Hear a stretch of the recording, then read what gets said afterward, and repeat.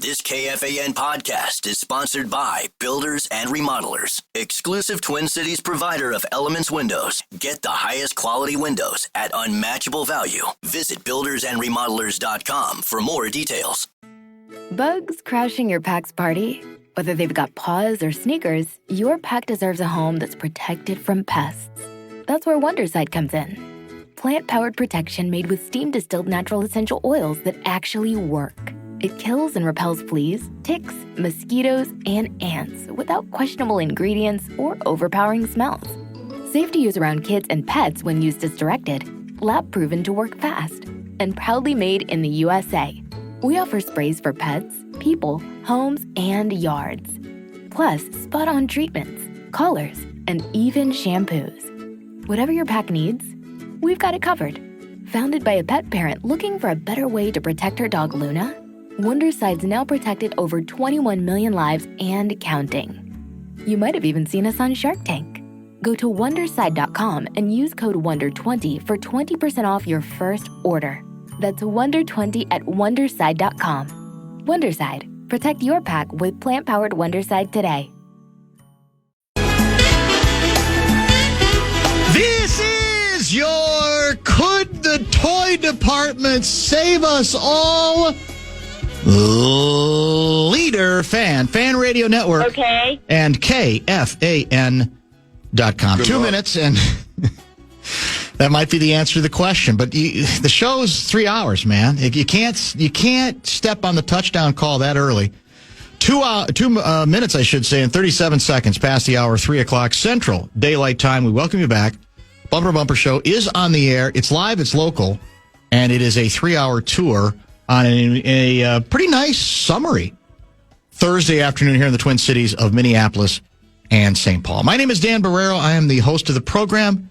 Guardsy produces the show, and we thank each and every one of you for your participation in today's proceedings, whether you are a shark or a jet or somewhere in between. We hope you'll stay with us as long as you possibly can today. I did mention 3-hour tour because we're out for Vikings programming at 6 o'clock today. We are pretty chock full in the 3-hour tour, I must add. Glenn Mason begins at 4:02. He's a Wednesday regular, but we moved him to Thursday because he had some scheduling issues that got in the way yesterday. So Mace in your face is back for the second consecutive week in the 4 o'clock hour. Sean Salisbury is scheduled to join at the bottom of this hour. We'll get his reaction to your Minnesota Vikings victory, come from behind win over the hapless Chicago Bears, and maybe even what to expect this week, perhaps get into some other National Football League stuff with Shawnee, as I mentioned, at 3:30 this very afternoon. And at 5:30, Gerald Posner is going to join us today on the 9/11 anniversary, and there's a lot to discuss with him. We'll get his reaction to the Charlie Kirk murder, assassination, and we'll talk a lot about what he's gleaned over the years in his reportage regarding 9/11.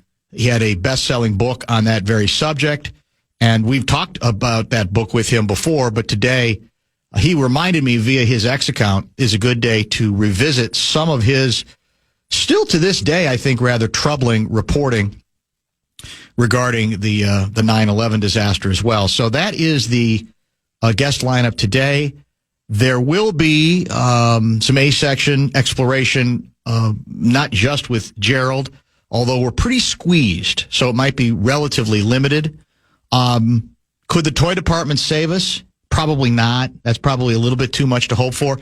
Is there the occasional desire, I think, to escape to it when you feel like your head's about to explode? Yes, I don't think anybody has to apologize for that. I don't think it means anybody doesn't realize how important the issues of the day are, including the murder that took place yesterday in Utah. But I think for most people, it's, I got to get out of it for a little while. Maybe a minute here or there, maybe 5 minutes, maybe 10. For other people, maybe it's several hours. Who is to say? I don't judge that necessarily. Because your mental health is pretty important. And sometimes, actually, you can get a better handle on A-section stuff if you distance yourself from some of it for a minute or two. So I'm going to try to do that this first segment. First of all, I'll give you a little bit of Vikings news that many of you might already be aware of. We have already learned once again just how brutal and vicious the game of professional football can be, right? Because we, on the one hand, want to celebrate the rather, what do we say, inconsistent performance of the Vikings, but one that ultimately led to a victory, because that's all that matters in the National Football League. The Vikings are 1-0. But we've got the news now breaking that worst-case scenario as it pertains to several players, including Guardsy's guy, Blake Cashman, who has officially been placed on, is it called injured reserve? IR, yep, you got it. I believe that means he must miss a minimum of 4 weeks. Ty Chandler, your guy, return guy extraordinaire, apparently hurt his knee on the first kickoff, but gutty guy that he is, he continued to participate, including that last kickoff that he returned from about 9 yards deep in the end zone. Pretty crazy. Which is pretty crazy. By the way, what's the rule? Like, if he catches the ball with his one of his feet on the end line, I assume that makes it a touchback right there. You know what I'm saying? You have to be, you got to make sure your feet are in bounds when the kick goes deep into the end zone. Yes. Is that right? I would think so, yeah. Dan Orlovsky was made famous as a quarterback against us. I was there. For not paying attention to the end line and trying to scramble out of pressure, and that resulted in a safety that he still hears about to this day, correct? That, to his credit, he brings up, I think, more than is even brought up to him. That's correct. Which I appreciate about him. That's true. He seems to have a good sense of humor about that. But I guess when you're doing as well as he's doing, you can have a good sense of humor. It's worked out well for him. I think he's compensated handsomely. He's done a fine job for ESPN, has become one of their finer and I think more established analysts as well. Because he played the game. He did play. So he's allowed to have big opinions. To have big opinions. And platforms. Exactly right about that. Okay. Those are the two, in terms of injuries, those are I guess it is worth noting that, I wonder, does the news regarding J.J. McCarthy today suggest that Carson Wentz might be starting Sunday night for your Minnesota Vikings on national TV against the Atlanta Falcons? Well, there's a lot of eyes on J.J. for what's he going to do? Is he going to be modern dad, and take 6 months off? Or is he going to be back tomorrow for walkthrough? Well, all I know is he was not involved in team activities today, because his fiance, I believe, has gone into labor, according to reports. Correct. So he's going to have his first bouncing baby. Well, I don't know if it's a boy or girl. I don't know if that's been established. Boy is what I saw. Oh, boy has been established? Yep. Okay, they took the suspense out of it. So, yeah, that's worth noting as well. My guess is the way JJ is wired, even though he's a youngster, and the youngsters think differently about these things, I'm going to go out on a limb and say that he will be in the starting lineup on Sunday night. He's not going to miss the opportunity. He'll be running out of the tunnel. Yeah, I don't think there's with plenty of extra eye black. Yes, despite the fact that he doesn't really need it in that facility. Do you think that night, his baby boy in their picture that I'm sure will be on Instagram, when you do the announcement, do you think he'll put eye black on the baby and say, "Here's our son, here's our baby boy," with the baby having eye black? Can you do that? Would you rule that out? I wouldn't. No, I wouldn't. No. I think that would be a good touch. I wouldn't rule it out either. I have one other toy department note to help us escape that is really, you could say, kind of obscure, especially because it's out of season, but it absolutely fascinates me. And that is that apparently under pressure, I'm guessing from Kevin Durant, the National Basketball Association has made some news regarding basically a box score change. When players at the end of a quarter, you inbound the ball in the backcourt and there's like 1.2 seconds to go. The player who catches the inbounds pass has a couple of choices, right? One is he just eats the ball. The other is he lets loose with a desperation, long heave, sometimes, from the side, sometimes a two-handed push, whatever the case may be, just to see if there's a chance that you could, because it does happen occasionally where somebody hits one of those shots. And by the way, the fan has learned it's worth 3 points, not 2, right? They worth 3 points. And we gave some of the analytics a few weeks ago, maybe a few months ago, on the fact that kind of a telling stat, that when it came to taking those kinds of desperation shots, the team collectively that took the fewest happened to be the Phoenix Suns, which not coincidentally happened to be one of the worst, most dysfunctional, underachieving teams in all of pro basketball, despite a lot of star power this past season. And we said, that tells you a lot about the team. And in fact, Kevin Durant has apparently, what was that stat? He's not taken a shot, desperation shot as defined in about 9 years. Whatever it was. It was like lengthy. 2017 It was a or long something. time ago. We also learned at that point that among Timberwolves, nobody took that shot more often than Anthony Edwards, which I took, and I think you took, as a positive sign that all Anthony Edwards cares about is winning and not the box score. Not that he's going to have an added shot, which will affect his shooting percentage in the box score. So the NBA, for reasons I don't know, have let the bad guys win on this particular story. What I've read is, from this point forward, on last-second shots, and I don't know if last second is going to be designated as literally last 3, last 2, I don't know what the number is, that if a player takes a desperation shot late in the quarter from the other end of the court, it will not count against their individual box score. It will be viewed as a team attempt. Preposterous. Which is beyond absurd.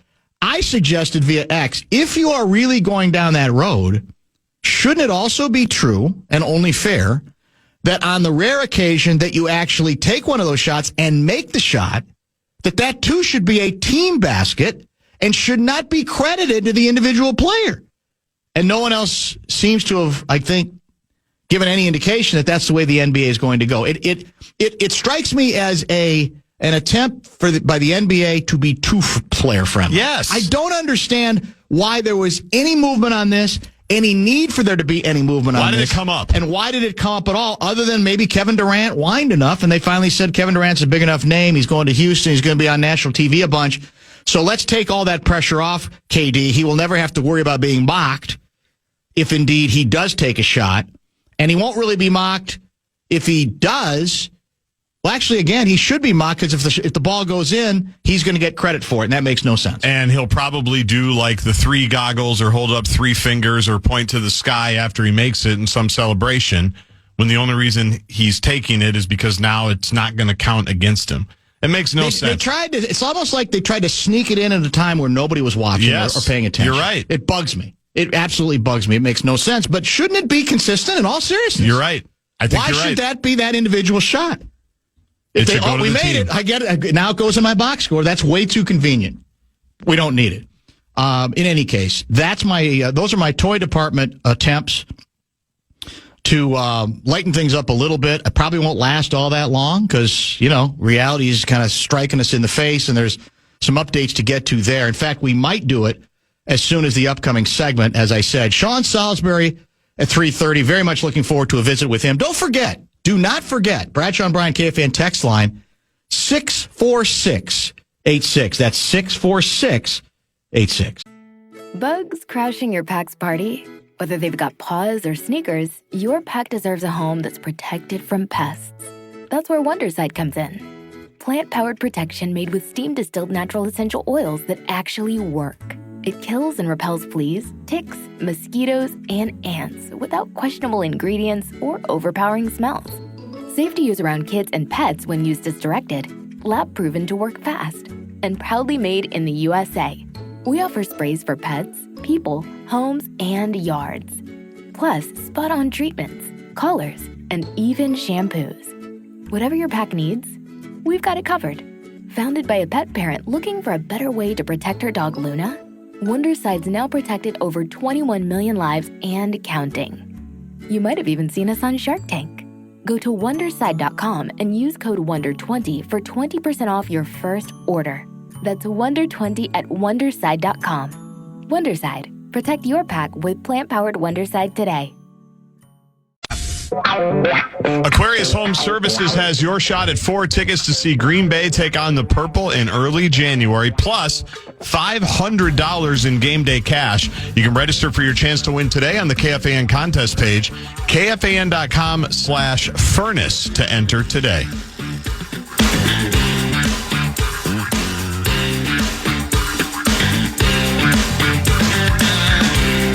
We're going to have to come to I was about to say some consensus. I know that's preposterous, so I don't even know why I say it. On the 24-hour rule about when it's okay to comment post-tragedy, because what we've learned over many decades, certainly the last 10, 15 years, is there's very little consistency in the world of sharks and jets in that regard. If your side has been wronged, then you're demanding at least 24 hours go by before anybody comments or criticizes from the other end of the aisle, correct?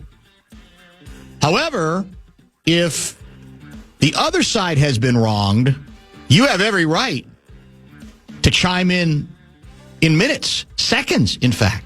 There's no consistency on that issue. Let me give you a really good example as it's already played out in the last 24 hours. A guy on X named Drew Holden, managing editor of something called American Compass, is bitter with The Atlantic. Headline in The Atlantic, Trump's dangerous response to the Kirk assassination. It's a piece by Jonathan Chait. And Holden's reply to reading that headline is, you couldn't wait 24 hours, Atlantic?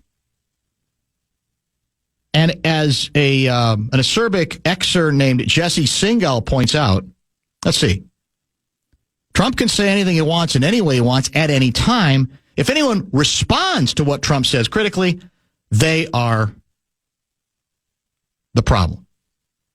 Well, all Atlantic was doing was responding to something Trump said in fewer than 24 hours after the tragedy, the assassination, correct? So we got to come to some kind of agreement on this, even though we can't. It's either 24-hour hold for everybody, or rightly, it's got to be 24-hour hold for nobody. It can't be just when it's convenient for you because you're not going to like the sentiment expressed by the person who's speaking up before 24 hours. And you at least have to have some awareness to say, you can't get mad if what the individual is responding to is somebody not waiting the 24 hours, which Donald J. Trump didn't. And I quite frankly thought, I'm not surprised, but that he blew a magnificent opportunity. His comments last night, for years, those on the radical left have compared wonderful Americans like Charlie to Nazis and the world's worst mass murderers and criminals. We've called that out endlessly on this show, the overuse of the Nazi hysteria. My administration will find each and every one of those who contributed to this atrocity and to other political violence. From the attack on my life in Butler, Pennsylvania last year, which killed a husband and father, to the attacks on ICE agents, to the vicious murder of a healthcare executive in the streets of New York, to the shooting of House Majority Leader Steve Scalise and 3 others. Radical left political violence has hurt too many innocent people and taken too many lives. The problem isn't that he doesn't have every right to call those things out. The tragedy is what he left out. How tough would it have been to include the shootings of Democratic legislators at their homes earlier this summer? We're very familiar with that story, are we not? Yep. How difficult would that have been? But he didn't do it. He didn't do it because he can't do it. He's already ordered that the flags be lowered to half staff after yesterday's assassination. Did he order any such thing after what took place earlier this summer in Minnesota? Didn't. So I know, again, it's too much to ask in this environment. But what folks have to understand who are upset with anybody reacting to what... he's the president of the United States. He can say whatever he wants to say. But the notion that people aren't going to then respond to it is kind of ludicrous, isn't it? And I listened live last night, waiting. And I'm thinking to myself, somebody wrote this for him, right? And somebody is going to include that we cannot leave out what happened to Melissa Hortman. We just can't. We cannot leave it out. A duly elected official murdered in her home, correct? In her home, in the dead of night. That's your chance. Now, there may be some people who say, well, that you're not fooling me. You're just doing that to cover yourself. Not the point. All violence should be called out. You cannot cherry pick the acts of violence to fit your overall argument. Once you do, you tell me you're not equal opportunity. You tell me you're really not as interested in dealing with inexcusable violence. You're much more interested in pursuing a specific agenda. And we all know what that is. And I'll say real quickly, I'm not surprised, but I think it's kind of sad. One other quick point. There was a good piece, speaking of the Atlantic, by a guy named George Packer. I'm going to read from it a little bit more later if we have time. I laid out my position. It's not changed a whit in the last 24 hours. I don't care what the victim, in this case, Charlie Kirk, represented to you politically. Murdering him is inexcusable, morally repugnant. It's also, I would say, in my own view, strategically bound to lose. This is the way George Packer put it. Employing force is an admission of defeat. A person who resorts to violence has concluded that he cannot change the terms of debate with words or arguments. Period. End of story. That's it. And what you likely do is further glorify that individual and make it even more likely that the individuals who related to him feel wronged, and it ends up strengthening the movement, if you want to say he is part of a movement. So to me, it's a failure on every significant level. Now, we'll find out eventually more about the individual. Speaking of that, some pictures released. There were some pictures released. I think a couple today. He is being called college age. I don't know if they know that for sure, but that's what was said. Let me throw out one other quickie that got my attention here. See if I can find it on the fly, because we got to get to Sean Salisbury. I'll tell you what. I'll hold on to it. But it was a comment or two from a longtime reporter named Jeff Greenfield, who I thought made a very outstanding point regarding our haste that we've talked about before to know exactly what motives are and exactly what to do about it, et cetera, et cetera. But we'll save that. We'll go back to the toy department. We will chat professional football with our guy, Sean Salisbury. Looking for a smarter choice for dental implants? Meet the Contact Dental Implant System from Biotech Dental. Trusted by clinicians across Europe and now available in the US. With a single prosthetic connection, streamlined surgical kits, and seamless digital workflows, Contact makes every step easier. It's clinically proven, intuitively designed, and surprisingly affordable.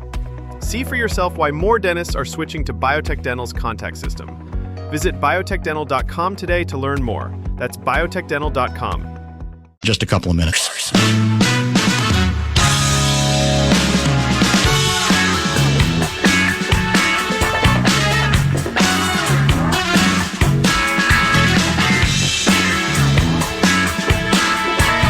It is indeed time for our weekly visit with Sean Salisbury. You can hit the Bradshaw and Brad KFAN text line at 64686. Welcome back. Let me, I'm sure you watched every minute of the Vikings Monday night opener. Tell me, as you're watching what looks to be a really, really bad start to the season offensively for the Purple, did you think they had much of a chance to recover the way they ultimately did? When Sean Salisbury is watching it in real time, what's he thinking? I'm thinking, welcome to the NFL, young fella. and it'll take a minute while we're going. Right. Did I think that he would come back and do that in the fourth quarter, Dan? No, I figured he could make a few plays, but you're at that point in time, you're saying, man, it hasn't looked real good for the first three quarters, staring it down a little bit, taking some sacks. Yep. They're protecting him with the play calling, right? I mean, they throw 20 times, I think, Dan. And he was efficient at times, but it looked like a guy, quite frankly, getting his first start. Normal guy. There's some guys that go out there, number 13 in Miami, you give him a start in 1983, he's like going to throw for 400 on you. But he looked like a guy who'd been out and was trying to find his way. And as I'm watching, I'm thinking, okay. And then the opposite, the way you saw Caleb Williams start, you're saying, dang, that didn't take long for him to get patient and work under a system with a new head coach and a new play caller. So I was, there's things that he did even early. I thought, okay, he doesn't look rattled. He just looks like hasn't seen enough of it. Yeah. And that's how I was feeling about McCarthy. And I'm trying to keep it as simple as I can because in truth, you tried, just like Kevin O'Connell, I don't think he wanted to make it too complex at first. But, Dan, it goes back. But when you saw it, I learned more about J.J. McCarthy in this game than I would have if he would have come out and thrown for 375. I really did because, listen, one of the hardest things to do is for a veteran that hasn't played much or is, spot starter or gets a start to come in and do something like that and get a start saying, okay, man, but to come from that far down on the road, Monday Night Football and all the buzz in the opening game, coming off an injury for a rookie, you're thinking, okay, you can make some strides. Give us something to go into next week on. That's kind of how I felt like. Try to get something done positive in this last quarter to build on it. Because it didn't matter, I don't think he's thinking about us, but you're thinking about your teammates and how they'll respond because you knew it was going to happen for three quarters. You know what everybody's saying, Dan? And you and I both know this.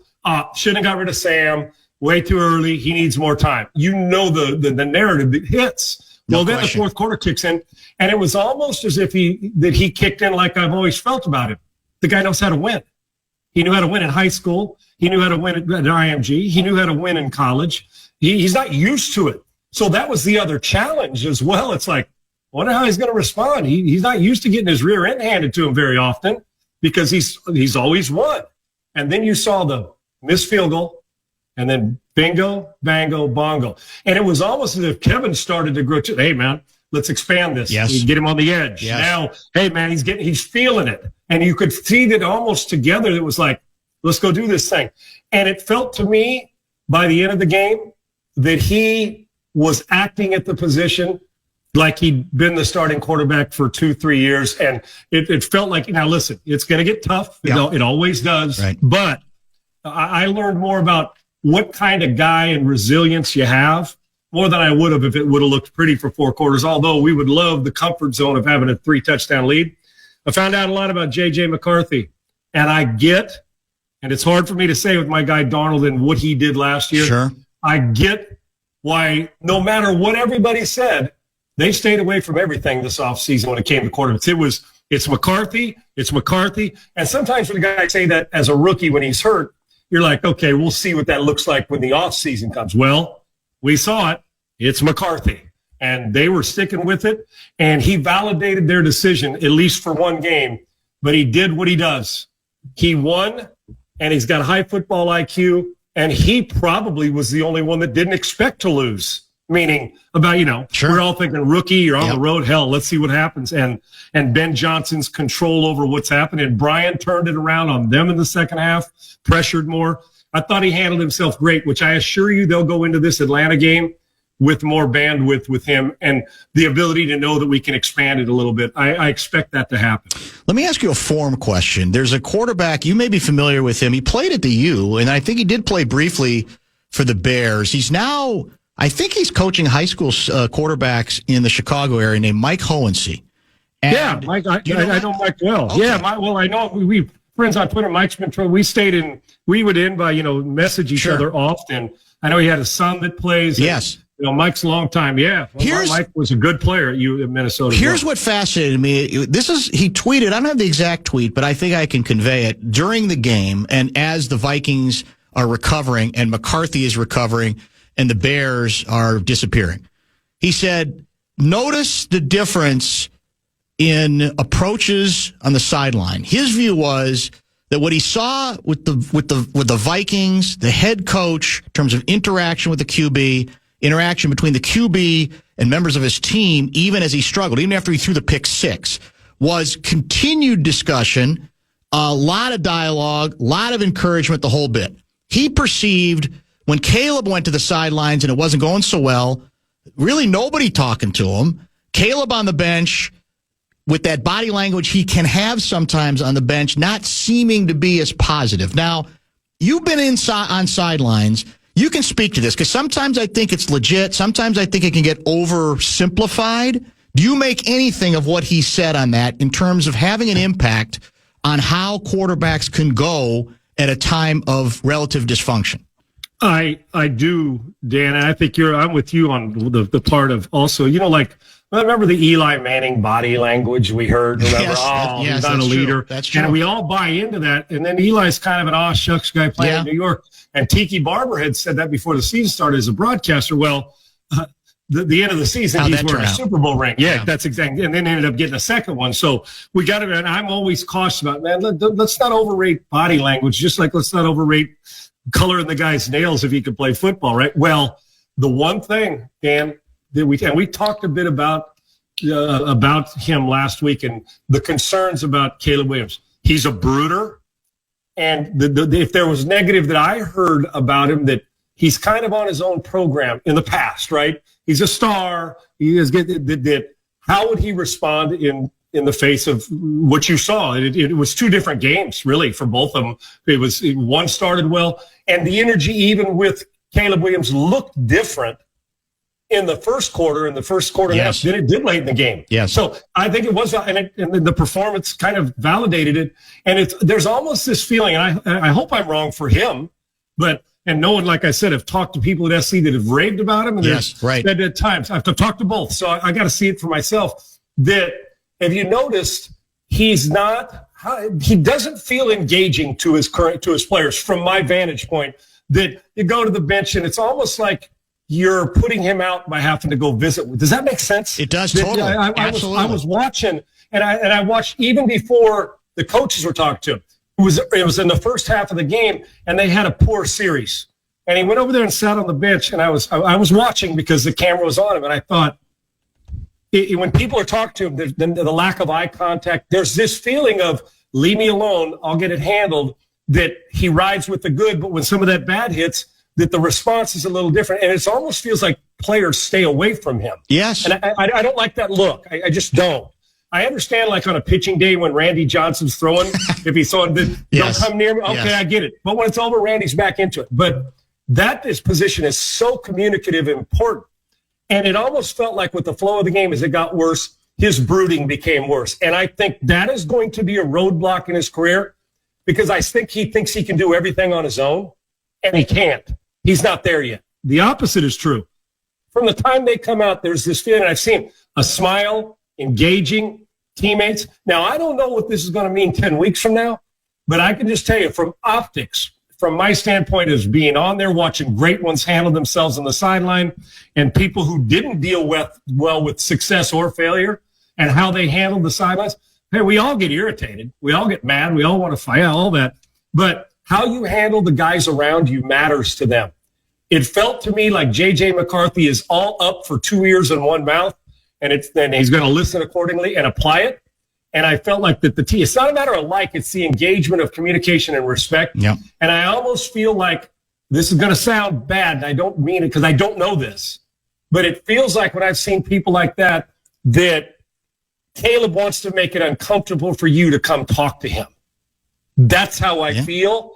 And if the optics match, if how I feel is true, or the optics are who he is, that's going to be a roadblock to overcome because it'll get to the point where they're going to say, okay, if this is the way it's going to do, you're on your own, my man. Now, I could be way off, but the optics told me a lot what Mike's saying.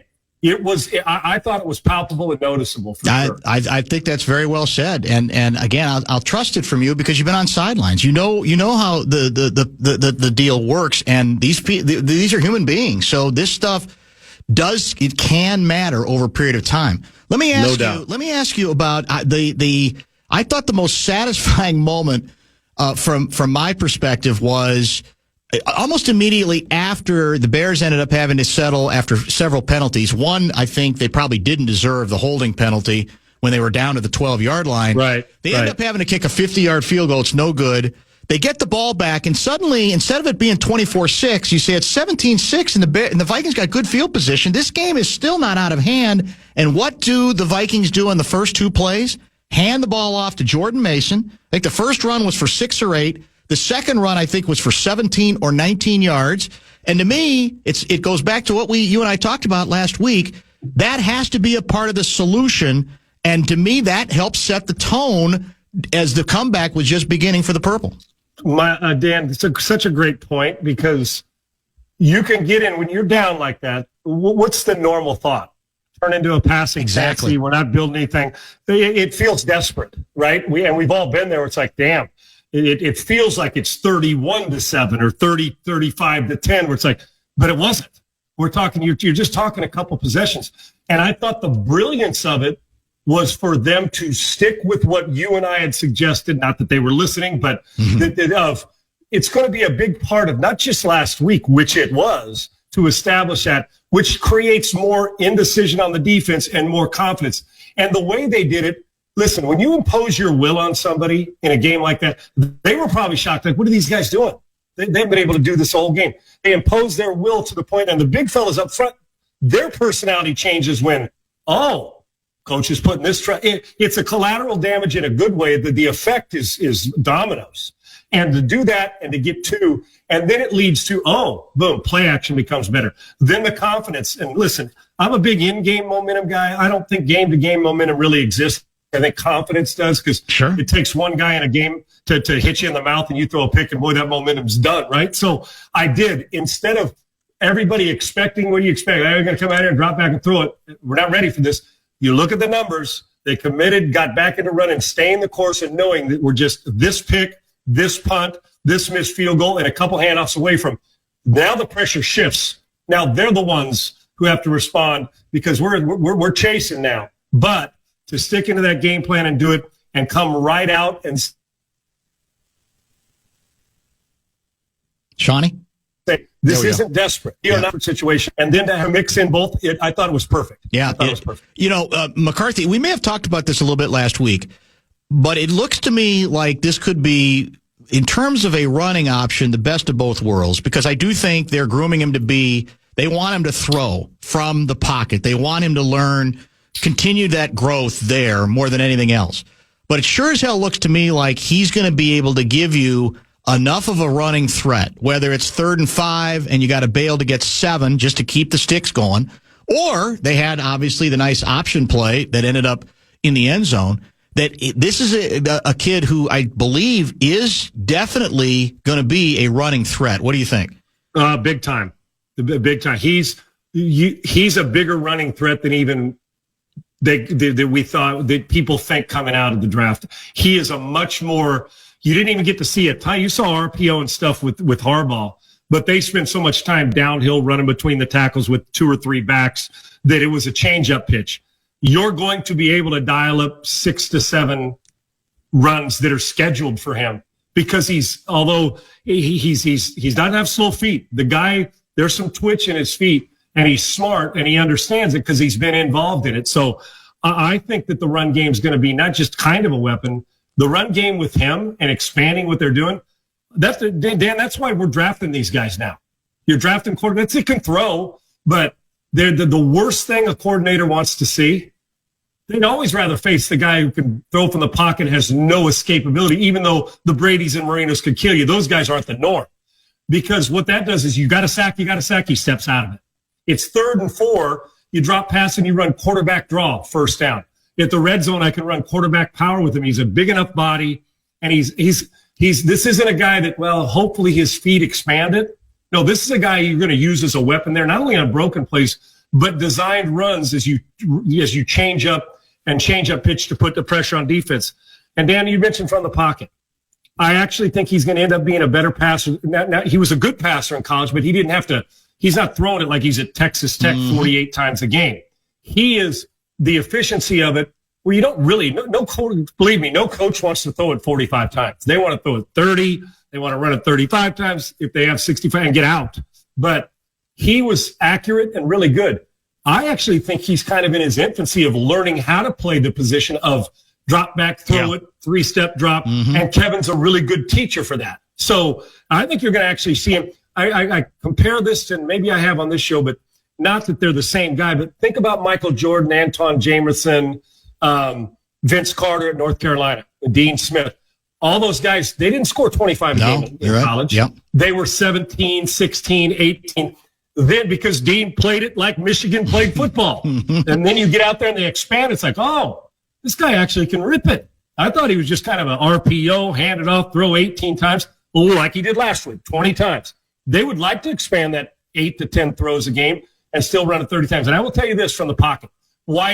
Everybody hates having to defend a two-dimensional quarterback. But, Dan, I want you to tell me the last time that a quarterback that was an escape artist first and beat you from the pocket second won a Super Bowl. Tell me when. Maybe Russ Wilson could be in that. Their defense was off the charts, and he still was.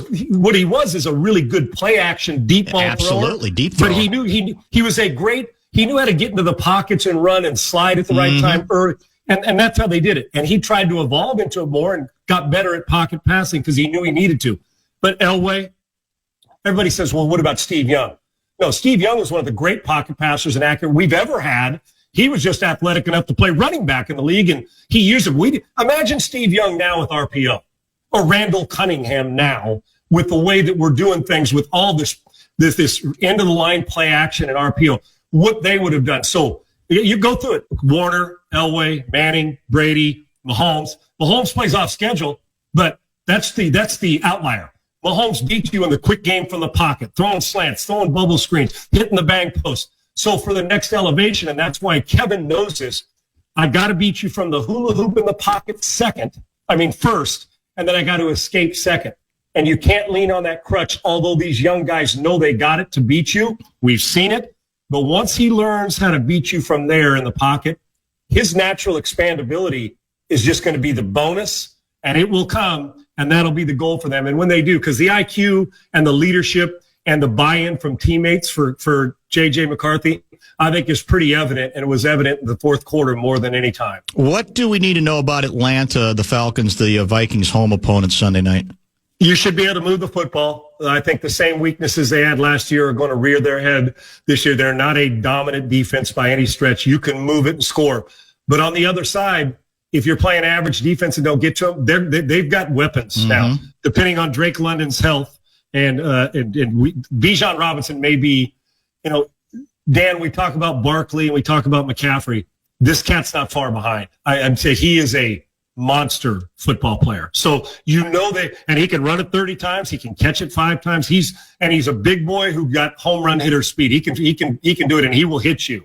And then Pitts, as he starts to elevate, he creates difficult matchups because he can line up at tight end, but they'll put him at wide receiver and run routes from the outside. So, and Penix is a great mid-level thrower, and he's gaining confidence. You saw him played well last week. He played well enough to win. Kickers caused people a lot of problem last weekend, and they're going to have to fix that. Yes. Michael Penix is a player, and he's underrated escapability. You don't design many for him, but he can do it. Their offense, I expect this, depending on how Brian handles Penix in that run game, I expect this game to be both in the 20s, and you're hoping it for Atlanta's not, but both in the 20s with the Vikings a chance to move that thing towards 30. I think it's like a 27-23 type game. Give me the Vikings, but they can score. I assure you they've got enough weapons to put the ball in the end zone. Last item for today, Glenn Mason's going to join here at the top of the hour in studio. A guy I think you know pretty well, too, going way back. But we didn't talk last week about the Packers' big move, their big addition. Do they, on the basis of that trade, do they become, in your view, the team to beat in the division? Yes, I do. And the only advantage for them, I think Minnesota can match them. 2 things that stuck out. You saw the impact of coordinators in one game. Detroit suffered a little bit with it. You could tell they were not on the page that they've been on. Now, that doesn't mean, as Dan Campbell, when he addressed me, it's like, well, wait a second. In one game, you could tell that all the motions. we got a slower roll. They'll still score, but they look discombobulated to me. They did. Green Bay looked like one of the best teams in the league. Their defense was already good. Now they've got a monster pass rusher. Their front seven's physical. They can play on the back end. Offensively, they can run it. They've got a quarter. That's the advantage over Minnesota right now. I mean, they both have guys, edge rushers who can disrupt games. Both have a back end with veteran secondary. The defenses on both will get after you. The advantage here is that Jordan Love's been doing it a little longer, right? I think he's got a good feel for it. I love both teams. But after what I saw in Green Bay, if one game is any indication, they're going to be hell to deal with this year. They are, because they are physical. It's going to be one hell of a division. I got 3 teams still making the playoffs from the division, I think, on mine. But Detroit, I got to see something different out of them as far as play calling. But the 2 best teams in the division, in my mind, are Minnesota. Green Bay, I would have to favor them to be the division winner, because Adam Parsons, you had one of the great disruptors in the game to an already really good defense and a quarterback who's making 50+ and has earned it. You're the best, man. Thanks as always for the help, and we will chat next week. Can't wait, man. Thank you. Sean. Appreciate it. Sean Salisbury joins us each and every week. This is his second visit, and generally it'll be about this time, 3:30 to 4 on Thursdays. Generally, Glenn Mason joins us on Wednesdays, but this week, because of some scheduling issues, he is up next. You have questions for Mason, your face, hit the Bradshaw and Bryant KFAN text line at 64686.